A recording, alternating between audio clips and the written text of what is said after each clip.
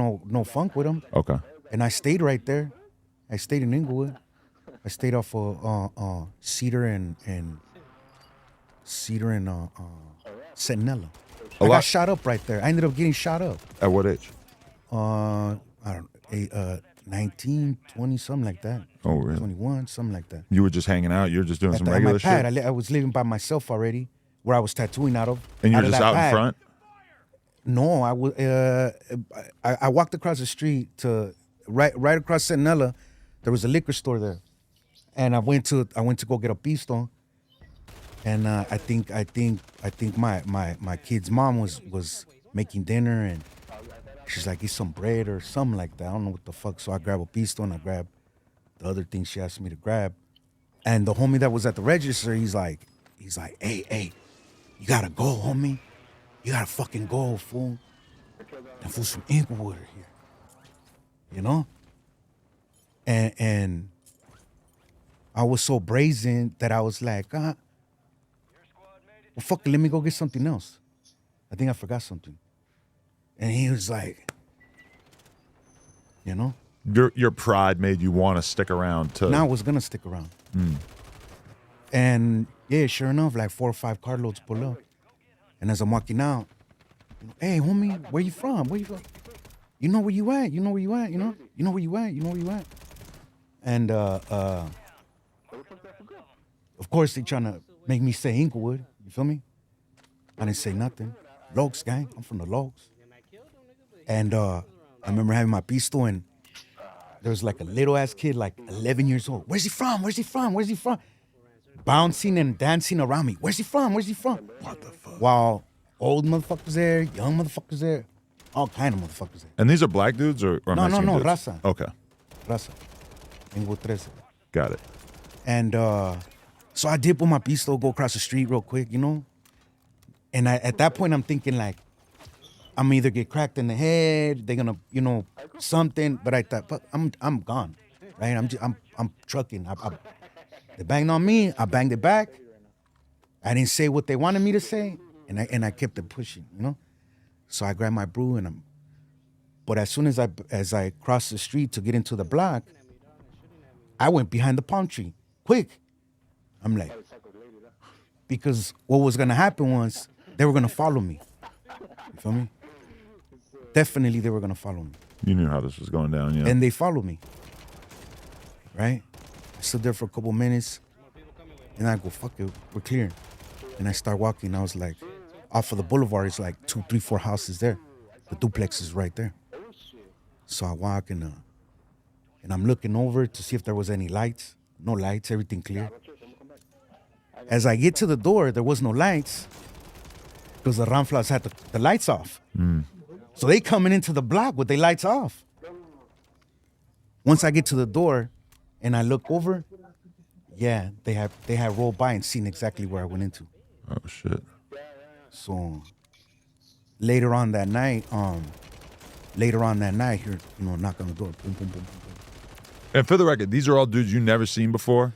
It's just We solely. had- Oh, okay. So there's like a little bit of buildup. Yeah. Well, Inglewood at the time was economically, if you still wanted to stay in the west side without getting gouged, Okay. you had to go to Inglewood. You know what I'm saying? So there was different barrios in Inglewood that didn't necessarily function, you know what I'm saying? But you had to be there because it's what you could afford and still be in the west side, Okay.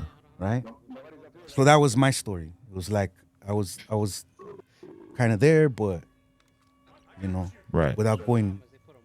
So I jump into the pad, and I remember she's cooking. I'm cracking this 40, and 2020's on. I'm smoking his joint,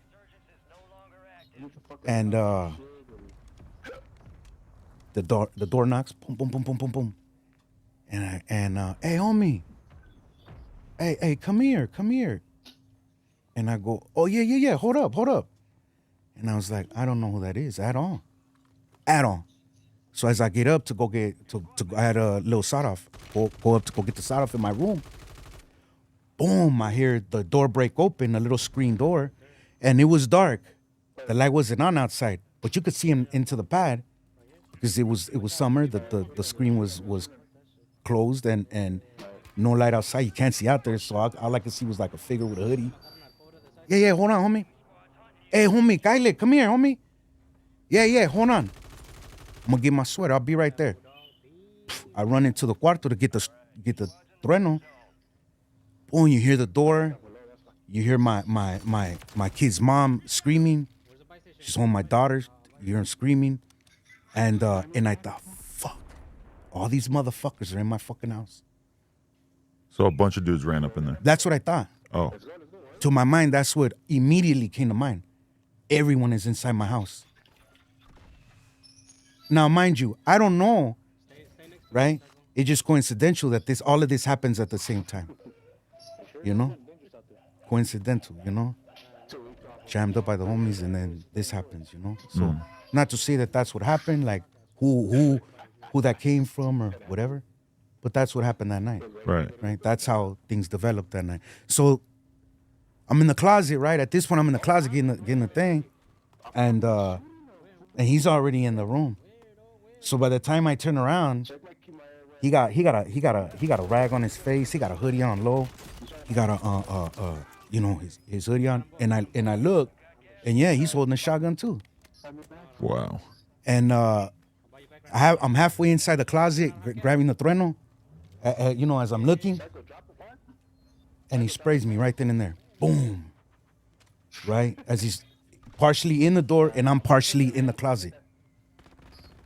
And he runs out. And I casually walk out. I could hear my kid's mom screaming more. She's screaming like hell, right?